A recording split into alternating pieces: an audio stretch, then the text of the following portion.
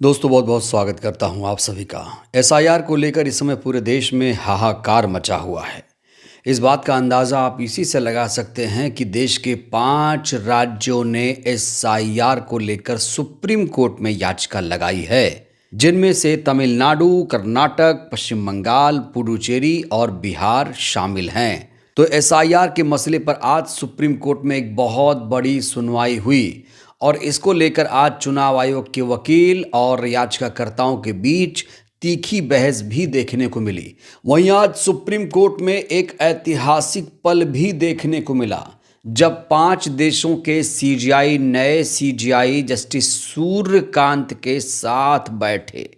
जो बेंच बनाई गई थी उस बेंच के साथ बैठे और कार्यवाही देखी कि भारत में, हमारे देश में कार्रवाई कैसे चलती है, सुप्रीम कोर्ट में कार्रवाई कैसे चलती है। इतना ही नहीं, इन 5 देशों के सीजीआई ने हमारे संविधान को लेकर भी अलग अलग तरीके से अपनी प्रतिक्रियाएं दी हैं। तो उन 5 देशों के सीजीआई का हमारे संविधान के प्रति क्या नज़रिया है वो आपको दिखाएंगे। लेकिन दोस्तों, सबसे पहले हम एसआईआर के मामले पर बात करना चाहते हैं।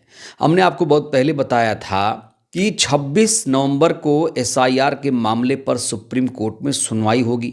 24 नवंबर को नए सीजीआई जस्टिस सूर्यकांत ने शपथ ली थी और अभी कल ही की बात है जब जस्टिस सूर्यकांत ने लगातार 17 मामलों पर अपना फैसला सुनाया और नए सीजीआई ने एक नई नज़ीर पेश कर दी है। अगर कोई असाधारण याचिका सुप्रीम कोर्ट में लगाई जाती है तो उसके लिए मौखिक अनुरोध करना पड़ेगा याचिका लिस्टिंग करने के लिए। लेकिन अगर कोई साधारण याचिका है, उस मामले में कोई अपनी याचिका जल्दी से लिस्टिंग कराना चाहता है, तो उसके लिए सीजीआई से लिखित में अनुरोध करना पड़ेगा। चूंकि एसआईआर का मामला असाधारण परिस्थिति में है, बहुत ही द्रुत गति से इसकी सुनवाई होने की ज़रूरत थी, लिहाजा जब इसका अनुरोध किया गया तो मौखिक ही किया गया। तो आज एसआईआर के मामले पर दोस्तों बड़ी सुनवाई हुई है। किस तरीके से चुनाव आयोग के वकील ने दलीलें दी, याचिकाकर्ताओं के वकीलों ने क्या कुछ कहा और अंत में देश के प्रधान न्यायाधीश ने क्या कहा, वो आपको बताने जा रहे हैं। सबसे पहले आपको बता दें कि इस पूरे केस में आज जो इलेक्शन कमीशन के वकील थे वो इस पूरे मामले में बचाव की मुद्रा में नज़र आ रहे थे। वहीं जो याचिकाकर्ता के वकील कपिल सिब्बल थे वो चुनाव आयोग के वकील को आईना दिखा रहे थे। तो दोस्तों, सबसे पहले आपको बताते हैं कि आज सुप्रीम कोर्ट में एसआईआर पर सुनवाई के दौरान चुनाव आयोग के जो वकील थे और याचिकाकर्ता के वकील कपिल सिब्बल, उनके बीच कैसे बहस हुई। सबसे पहले पक्ष रखा कपिल सिब्बल ने। कपिल सिब्बल ने इस पूरे मामले का बेहतरीन तरीके से पक्ष रखा, चुनाव आयोग के वकील को आईना दिखाया, सारे तथ्यों पर विस्तार से उन्होंने बात की है। बड़ी बात यह है कि बिहार का मामला भी इन्हीं याचिकाओं में संबद्ध कर लिया गया है। बिहार में तो चुनाव खत्म हो गया, लेकिन फिर भी बिहार के संबंध में जो याचिकाएं लगाई गई थी इसी में संलग्न किया गया है। वरिष्ठ अधिवक्ता कपिल सिब्बल ने पक्ष रखते हुए कहा कि बीएलओ को एक बार में केवल 50 फॉर्म ही अपलोड करने की अनुमति है, जो प्रक्रिया को धीमा कर देता है। तो सुप्रीम कोर्ट में कपिल सिब्बल साहब ने वो बात कह दी जो कोई भी नहीं कह रहा था। किसी राजनीतिक दल ने इस पॉइंट पर कभी बात नहीं की थी, लेकिन कपिल सिब्बल साहब ने एक ऐसे पॉइंट को सुप्रीम कोर्ट में रखा जिससे चुनाव आयोग के वकील भी घबरा गए। यहाँ साफ तौर से एसआईआर की प्रक्रिया धीमी क्यों हो रही है उसका कारण कपिल सिब्बल साहब ने यहाँ बता दिया। उन्होंने कहा कि जो बीएलओज हैं सिर्फ 50 फॉर्म ही अपलोड करते हैं। और जैसे ही कपिल सिब्बल साहब ने ये बात कही, तुरंत खड़े हुए चुनाव आयोग के वकील राकेश द्विवेदी। उन्होंने कहा कि राज्य चुनाव आयोग के साथ पूरा समन्वय है, कोऑर्डिनेशन है, कोई समस्या नहीं है। उन्होंने कहा कि 99% मतदाताओं को फॉर्म वितरित हो चुका है। द्विवेदी ने कहा कि 50% से ज़्यादा फॉर्म डिजिटल हो चुके हैं। यानी राकेश द्विवेदी वही बातें कर रहे हैं जो आमतौर पर चुनाव आयोग करता है। दोस्तों, देश में इतने बीएलओज की मौत हुई है, लेकिन क्या कभी चुनाव आयोग ने कोई श्रद्धांजलि अर्पित की? एसआईआर में कितनी गड़बड़ियां हैं, क्या कभी चुनाव आयोग ने इस पर संज्ञान लिया? यहां पर कोई एसआईआर का विरोध नहीं कर रहा है। एसआईआर जिस तरीके से हो रहा है, तरीके पर यहां विरोध हो रहा है कि भाई तेज गति से क्यों नहीं हो पा रहा है। दोस्तों, यहां पर एक बड़ी बात यह कि बीएलओज पर बहुत ज़्यादा इस समय दबाव है और इस दबाव को भी कपिल सिब्बल साहब ने सुप्रीम कोर्ट में रेखांकित करने की कोशिश की। जब कपिल सिब्बल साहब ने चुनाव आयोग को आईना दिखाना शुरू किया तो इलेक्शन कमीशन के जो वकील थे वो घबराए हुए थे।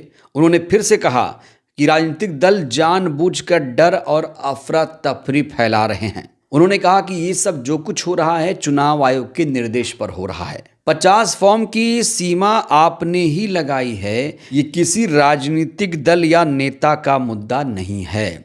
तो देखा आपने किस तरीके से चुनाव आयोग के वकील लगातार एसआईआर का समर्थन कर रहे हैं। जहां पर खामियां हैं उस सच को भी चुनाव आयोग के वकील कबूल नहीं कर पा रहे हैं। दोनों पक्षों को सुनने के बाद आखिरकार सुप्रीम कोर्ट ने भी अपनी इस पूरे मामले को लेकर टिप्पणी की। सुप्रीम कोर्ट ने कहा कि एसआईआर प्रक्रिया में कोई अव्यवस्था नहीं होनी चाहिए। साफ तौर से चुनाव आयोग को यह आदेश दे दिया है कि एसआईआर की जो प्रक्रिया चल रही है उसमें कोई अव्यवस्था बर्दाश्त नहीं की जाएगी और समयबद्ध तरीके से जवाब चाहिए। अब सुप्रीम कोर्ट ने चुनाव आयोग को 1 दिसंबर तक जवाब देने के लिए कहा है। एसआईआर के मामले में सुप्रीम कोर्ट में अब चुनाव आयोग को 1 दिसंबर तक जवाब देना होगा, क्योंकि अगली 2 सुनवाइयां होने जा रही हैं। 2 और 9 दिसंबर को यह तय हो सकता है कि विभिन्न राज्यों में एसआईआर जारी रहेगा या फिर इसमें बदलाव होगा। वहीं सुप्रीम कोर्ट के सीजेआई जस्टिस सूर्यकांत ने बीएलओ की मौत पर भी संज्ञान लिया। मुख्य न्यायाधीश ने कहा कि तमिलनाडु एसआईआर मामले की सुनवाई अब सोमवार को होगी। केरल याचिका में स्थानीय निकाय चुनाव की वजह से एसआईआर को स्थगित करने की मांग की गई है। तो अब देश की निगाहें 2 दिसंबर को होने वाली सुनवाई पर हैं, क्योंकि 2 दिसंबर को ही ये तय होगा कि एसआईआर जारी रहेगा या फिर इसमें कोई बदलाव होगा। हालांकि याचिकाकर्ताओं के वकील ने ये उम्मीद जताई है कि एसआईआर में बदलाव होगा। जो विपक्षी दल चाहते हैं उसमें संशोधन हो जाएगा। दोस्तों ये मत भूलिए आज संविधान दिवस है और आज सुप्रीम कोर्ट में एक अलग ही नज़ारा देखने को मिला। इस हेडलाइन को देखिए। सुप्रीम कोर्ट में ऐतिहासिक क्षण है। भूटान, श्रीलंका, केन्या, मॉरिशस और नेपाल के चीफ जस्टिस सीजेआई सूर्यकांत के साथ पीठ पर बैठे। जो बेंच आज बनाई गई थी उस बेंच पर भूटान, श्रीलंका, केन्या, मॉरिशस के मुख्य न्यायाधीशों के साथ नेपाल सुप्रीम कोर्ट के न्यायाधीश भी पीठ में शामिल हुए और कुछ समय तक कार्यवाही का अवलोकन किया कि हमारे देश में कार्यवाही कैसे होती है, सुप्रीम कोर्ट में कार्यवाही कैसे होती है। हालांकि दोस्तों ये जो केन्या, नेपाल, भूटान, श्रीलंका जैसे देश हैं ये पड़ोसी देश हैं और लोकतंत्र में उतने उदार देश नहीं हैं। नेपाल में आपने देखा क्या स्थिति थी और आपने श्रीलंका में भी देखा क्या हालात थे वहाँ पर। तो इन देशों के सीजेआई हमारे देश में आए हुए हैं और देख रहे हैं कि यहाँ पर कार्यवाही कैसे चलती है। और सुप्रीम कोर्ट की कार्यवाही के दौरान इन 5 देशों के सीजेआई ने अपनी अपनी टिप्पणी भी की है। केन्या के मुख्य न्यायाधीश ने कहा कि केन्या की अदालतें भारत के न्यायिक क्षेत्र को आदर्श मानती हैं, भारतीय सुप्रीम कोर्ट के फैसलों का नियमित रूप से अनुसरण करती हैं। उन्होंने भारत की जनता की ओर से शुभकामनाएं देते हुए जिस सीजेआई सूर्यकांत को बधाई दी, कानून के शासन को सुदृढ़ करने के लिए आगे भी सहयोग की आशा व्यक्त की है। वहीं मॉरिशस की सीजेआई ने कहा कि भारतीय न्यायशास्त्र उनके न्यायालयों के लिए मार्गदर्शक रहा है। उन्होंने पूर्व सीजेआई बीआर गवई के मॉरिशस दौरे को याद किया और सीजेआई सूर्यकांत को बधाई देते हुए कहा कि वो इस समारोह का हिस्सा बनकर बहुत प्रसन्न हैं। वहीं भूटान की सीजेआई ने भारत की संवैधानिक यात्रा की सराहना की और कहा कि भारतीय संविधान में अब तक 106 संशोधन हुए और ये सबसे श्रेष्ठ है जिसका उद्देश्य मानवता की सेवा है। उन्होंने भारत की विविधता, लोकतांत्रिक मजबूती और समान अधिकार के सिद्धांत की प्रशंसा की। हल्के फुल्के अंदाज में उन्होंने कहा कि आज सुप्रीम कोर्ट में उन्होंने जितने वकील देखे उतने उन्होंने अपने शहर में भी नहीं देखे होंगे। श्रीलंका के न्यायाधीश ने इसे गहरा सम्मान बताया। उन्होंने कहा कि भारत और श्रीलंका के बीच एक जैसी न्यायिक परंपराएं हैं, एक जैसे कानून और एक जैसी दलीलें हैं जो दोनों देशों की ऐतिहासिक और न्यायिक निकटता को दर्शाती हैं। तो यहाँ पर आज एक नज़ीर पेश करने की कोशिश की सुप्रीम कोर्ट ने। एसआईआर के दौरान सुनवाई हुई तो जाहिर तौर पर पूरी निष्पक्ष तरीके से सुनवाई करने की कोशिश की गई। दोस्तों एसआईआर मामले पर अब चुनाव आयोग से जवाब मांगा गया है। अब चुनाव आयोग क्या जवाब देता है, क्योंकि सवाल चुनाव आयोग से बहुत तीखे पूछे गए हैं और सबसे बड़ा सवाल यही है कि बीएलओ को एक बार में केवल 50 फॉर्म अपलोड करने की अनुमति क्यों दी गई है। तो अब देश की निगाहें 2 दिसंबर और 9 दिसंबर के सुनवाई पर टिकी हुई हैं। दोस्तों अब इंतजार आपको भी करना होगा। देखते हैं 2 दिसंबर को सीजेआई जस्टिस सूर्यकांत क्या फैसला लेते हैं एसआईआर पर। बहरहाल इस वीडियो में इतना ही। सीजेआई जस्टिस सूर्यकांत से आपको कितनी उम्मीदें हैं, राय दीजिएगा। बहुत बहुत धन्यवाद।